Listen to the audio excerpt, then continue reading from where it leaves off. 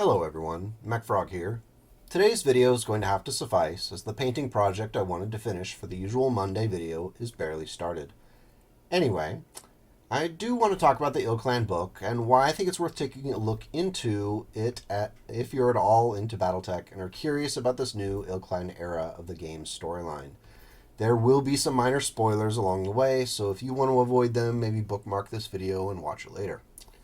No matter how you feel about the Jihad or Dark Age Battletech eras, IlClan takes what looks and feels like a big breath of fresh air. After a long period of stagnation and darkness that left the game's storyline sitting on the shelf for more than a decade, the story lurches forward with Clan Wolf and Clan Jade Falcon after they find a way to breach the Republic of the Sphere's Terran system jump ship wall, and race to be the first to claim the long-desired birthplace of humanity. The sourcebook covers some of the fluff, major events, and the general events from the conquest of Terra, though I'm sure the novels will go into much greater detail. As a Clan Jade Falcon fan, it was a little disheartening to see the once noble Falcons descend into barbarity with the Mongol doctrine and a clearly unhinged Khan, but that really underlines the importance of choosing good leaders. Small editorial aside, I accept the clan's role moving forward and am appreciative that the story of Clan Jade Falcon doesn't end on Terra. The book goes into some solid detail concerning the theaters of war and as the clans fight this dying republic. As someone who has played clans for decades, it really did cause an emotional response to see that after all this time, the clans would have the opportunity to set their flags on Terran soil. Of course, as we find out at the end of the book and in Empire Alone, the next source book, taking Terra and holding on to it are not going to be the same thing.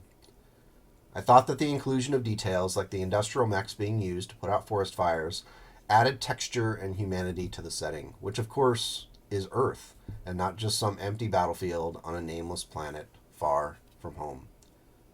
It was also interesting to see how each clan's leader jockeyed for position in claims of being the IlClan while also achieving their military goals.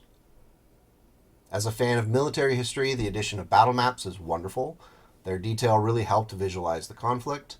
With the book, there is a wall poster included that has many of the worlds presumably involved in the IlClan era of the story. The poster is printed on very thick stock paper and has some valuable information on it. Unfortunately, both sides of the two-sided poster are zoomed in really close, and neither side does a real good job of creating a sense of place in the battered and bruised inner sphere. From what I kept wanting to see in the source book was a map of the known galaxy as it stands in 3152. The book kept referencing corridors of space controlled by Clan Wolf and Falcon and some of the other clans and inner sphere entities, but we weren't really given a peek at what those look like in the context of what many people haven't seen since the 3060s. With people who had tuned out for Jihad and Dark Age, they don't really know what the inner sphere looks like anymore. So coming back to the game, it would be good to give players a sense of place and say, this is what the inner sphere looks like now. So, one of the really enjoyable aspects of the IlClan sourcebook is the inclusion of unit profiles for participants that were sprinkled throughout the text. As someone who writes Battletech fan fiction, this creates the opportunity for fans to expand upon those units and flesh out the Battletech universe. It's also an opportunity for Catalyst to create new threads for future projects.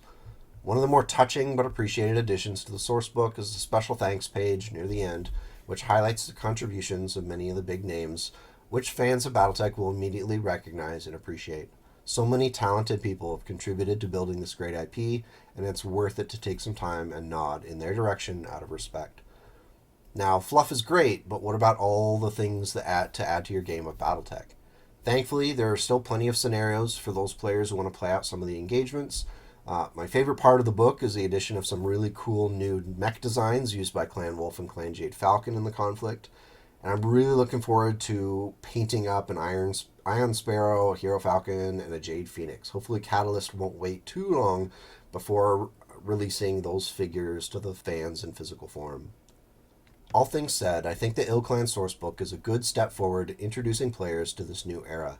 It's good to have a resource for those who do not consume the novels and just need a general description of what is going on to set the stage for their tabletop games. Where it goes from here with Empire alone and beyond is uncertain, especially with the departure of Blaine Pardoe from the writing team.